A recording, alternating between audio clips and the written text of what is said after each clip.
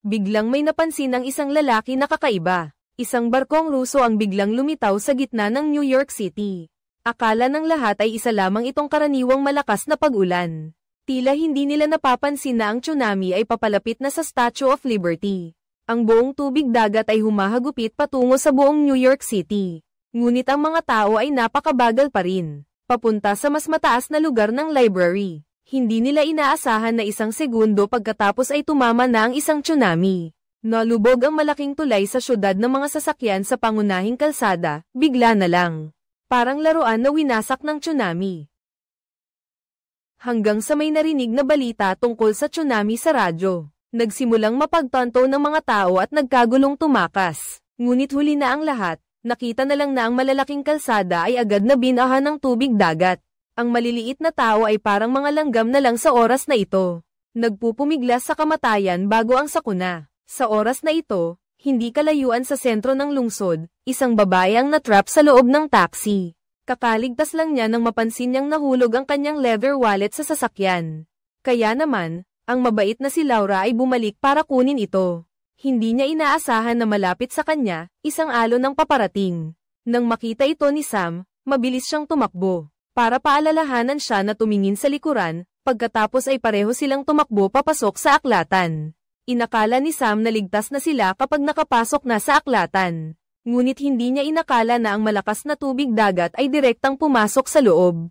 Mabilis na umabot sa halos 10 metro ang taas ng tubig sa labas. Si Sam ay nakarating sa isang teleponong malapit ng lamunin. Matagumpay niyang nakontak si Jack.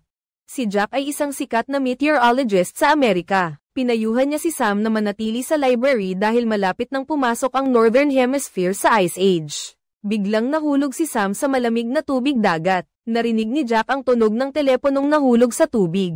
Napagtanto niya na ang kanyang anak ay posibleng nasa panganib ngayon. Kaya nagplano siyang pumunta mula Washington patungong New York. Sa kabutihang palad, pagkalipas ng kalahating minuto, dahan-dahang gumapang pabalik si Sam. Mabilis na naghanap si Laura ng tuyong damit para isuot niya. Pagkatapos ay ginamit niya ang sarili niyang katawan para painitin siya. Mabilis ngang umulan ng nyebe sa labas. Walang tubig at kuryente sa aklatan kaya napilitan na lang silang tiisin ang lamig. Biglang may nakakita mula sa bintana na sa labas ay napakalamig. At may malaking bilang ng mga tao ang naghahanda. Nalisanin ang lungsod nang makita niya ito, mabilis na tinipon ng gwardya ang lahat. Sinabi niya na kakaunti na lang ang pagkain sa aklatan at kailangan niyang pamunuan ang lahat na lisanin ang lungsod. Mabilis na pinigilan ni Sam ang lahat na sabihing ang kanyang ama ay isang eksperto. Ang lagay ng panahon sa labas, ang hangin at nyebe, ay tiyak na hindi titigil sa paglakas. Ang sino mang lalabas ay mamamatay sa lamig sa hindi magtatagal. Ngunit karamihan sa mga tao ay sumunod pa rin sa pagprotekta sa labas. Sa labas, siksikan ng mga taong tumatakas. Sa aklatan, mga 10 tao na lang ang natira kasama si Sam. Naghahanap sila ng isang silid sa loob ng aklatan. Kumuha si Sam ng ilang libro at naghanda na itapon sa kalan para magpainit. Mabilis siyang pinigilan ng matanda at sinabing hindi ito pwedeng gawin. Kaya tinanong ni Sam kung gusto niya ng libro o ng buhay. Pagkatapos ay sinira nila ulit ang vending machine. Ngunit ang mga pagkain ito ay hindi talaga magtatagal. Sa oras na iyon, sinabi ng taong walang tirahan na pwede silang kumain ng nasa basurahan. Nagtipon ang lahat sa tabi ng heater, nagkukwentuhan at nagtatawanan. Samantalang ang mga piniling lumabas ay pawang nanggalamig. Hanggang sa napilitan silang magtago sa ilalim ng tulay, kahit na mayroon nang namatay sa lamig. Hindi pa rin sila naniwala at nagpatuloy sa paglalakad. Sa hating gabi, hindi tumigil si Laura sa pag-ubo, napagtanto niyang mayroong hindi maganda. Agad na lumapit si Sam para tingnan, napansin ni Sam na nilalagnat si Laura. Sa ikalawang araw, hindi na siya gising. Sa puntong ito, naalala nila na dati, ang paa ni Laura sa labas ay aksidenteng nasugatan ng isang piraso ng bakal sa tubig. Napilitan ng matanda na maghanap sa libro, doon niya nalaman na si Laura ay maaaring nagkaroon ng blood poisoning dahil sa impeksyon. Kailangan nating mahanap ang gamot ngayon, Sam. Bigla kong naisip na baka may gamot sa labas, sa barkong iyon. Kaya mabilis na pumunta sa harap ng barko ang 3 sa grupo. Nahanap na ng itim na lalaking ito ang gamot sa barko. Pagkatapos, pumasok sila sa restaurant para maghanap ng pagkain. Ngunit 1 segundo ang lumipas, ilang gutom na lobo na pala ang nakasakay sa barko. Mabilis na kumatok si Sam at isinara ang kahoy na pinto. Ang mga gutom na lobo ay bali-balitang kinakain ng pagkain sa restoran. I-lock ninyo si Sam sa silid. Binuksan ni Sam ang bintana para tumingin. Umuulan ng nyebe sa buong kalangitan, biglang bumagal, na nangangahulugang nasa gitna sila ng mata ng bagyo. Kailangan nilang bumalik agad ngayon. Si Sam ay gumapang palabas sa bintana sa likuran. Pagkatapos ay gumapang pabalik sa loob ng barko mula sa labas. Matagumpay na nakuha ang atensyon ng mga lobo. Tumakbo siya palabas ng barko at mabilis na isinara ang malaking pinto. Pagkatapos ay pumasok muli sa barko sa pamamagitan ng isa pang pinto. Dahil may isa na nasugatan ng kagat ng lobo, nahanap ni Sam ang isang 2-person inflatable mattress at mabilis siyang tumakbo patungo sa library kasama ang kanyang mga kasabwat. Sa oras na iyon, ang bagyo ay nasa harapan na nila. Mabilis na bumaba ang temperatura, at kitang-kita na nagyayelo ang Empire State Building. Agad na nagyelo ang buong New York.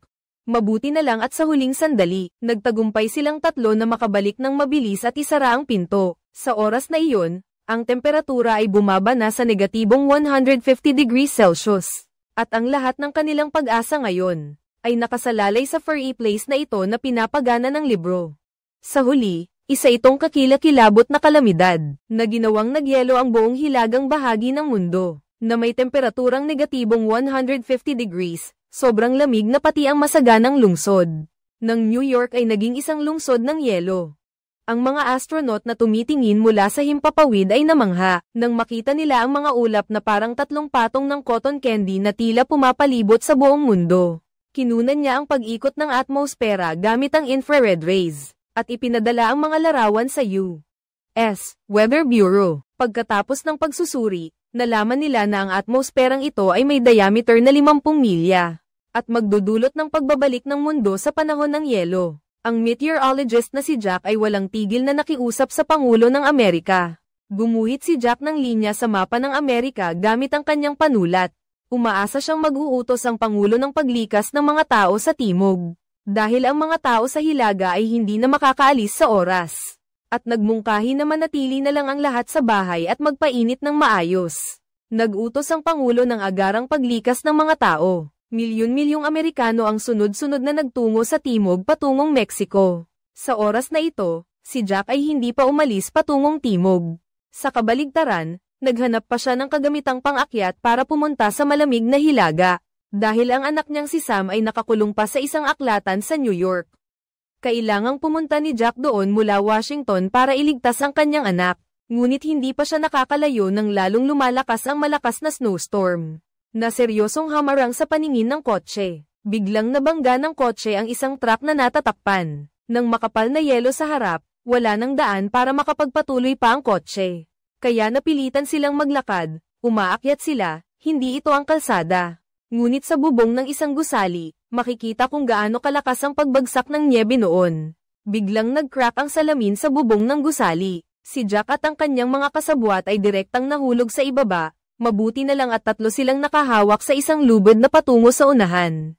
Kaya naman ang mga kasabwat ay nakabitin sa ere. Ang lalaki ay gumamit ng kutsilyo para putulin ang lubid. Ang bagahe ay naging yelo at tuluyang nahulog sa ibaba. Agad itong naging mga piraso ng yelo, at kung ang tao ay nahulog sa ibaba, baka ang magiging resulta ay maging isang tumpok ng laman. Ang mga kasabwat sa itaas ay inabot ang kanilang mga kamay, sinusubukang kumapit. Maingat ding hinawakan ni Jack ang lubid habang gumagapang patungo doon. Ngunit makikita na malapit nang bumigay ang salamin. Nagsimula na ring walang tigil na damyugo ang kamay ng kasabwat. Kung magpapatuloy sila, silang 3 ay mamamatay. Kaya naman, kinuha ng lalaking nagngangalang Frank ang kutsilyo. Kahit pa sumisigaw at nagmamakaawa ang 2 magkapatid, pinili pa rin ni Frank na magsakripisyo para makapagpatuloy sila sa kanilang paglalakbay. Pagkatapos, nagpatuloy na lang ang 2 sa gitna ng bagyo ng nyebe. Ang natitirang kasama ay hindi rin nakatiis at bumagsak. Napilitan si Jack na hilahin siya. Biglang napansin ni Jack na ang bilis ng pagbagsak ng nyebe sa ere ay unti-unting bumabagal. Maraming watawat din ang bumaba dahil sa pagkawala ng hangin. Agad na naisip ni Jack na ito ang mata ng bagyo na mabilis na papalapit sa kanila.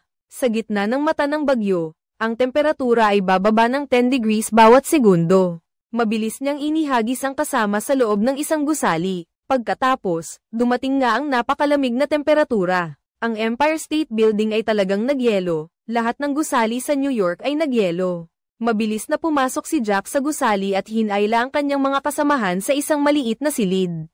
Pagkatapos ay isinara niya ang bakal na pinto, ngunit ang mababang temperatura ay direktang pumasok sa pinto. Mabilis na nagpasiklab ng apoy si Jack para magpainit, kaya nailigtas niya ang sarili niya at ang kanyang mga kasamahan.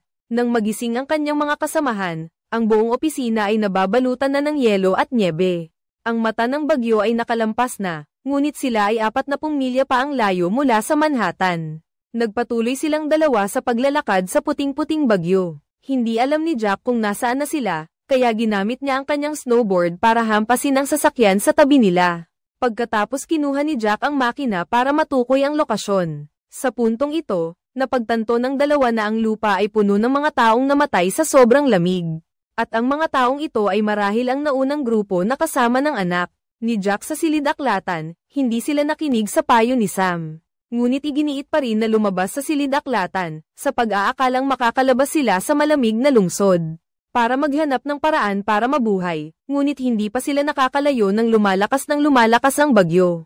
Isang linya ng mga tao ang lahat ay namatay sa sobrang lamig sa labas. Sa gabing iyon, nagtiis ang 2 tao sa loob ng tolda laban sa matinding lamig.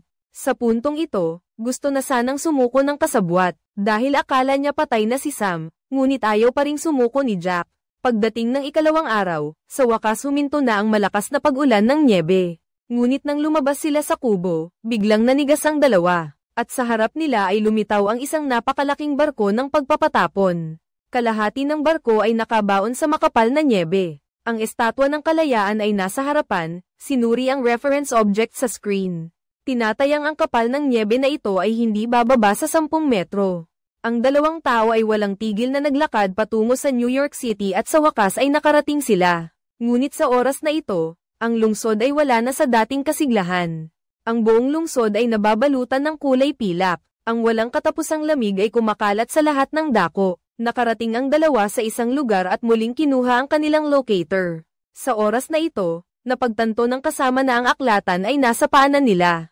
Ngunit sa oras na ito, ang buong aklatan ay tila nababalutan ng yelo at nyebe. Sa ganitong sitwasyon, ang mga tao sa loob ay talagang mabubuhay pa ba? 2 lalaki ang sumunod sa mga bakas ng sapatos sa nyebe papasok sa loob. Malakas na tinawag ni Jack ang pangalan ng kanyang anak, hanggang sa lahat ng sulok sa loob ng gusali ay nababalutan ng yelo. Ang kanilang mga sapatos ay nag-iingay, patuloy silang naghahanap, at sa wakas, nakakita si Jack ng isang silid na may nagliliwanag na ilaw. Hindi na nakapaghintay si Jack at itinulak ang pinto, sa wakas ay nakita na niya ang kanyang mahal na anak. Mabilis na nagyakap ang mag-ama. Pagkatapos maglakbay ng mahigit 300 milya, natagpuan na rin ni Jack si Sam. Ginamit ni Jack ang impormasyon mula sa shortwave radio para iparating ang balita tungkol sa mga nakaligtas sa New York, sa Pangulo ng Amerika.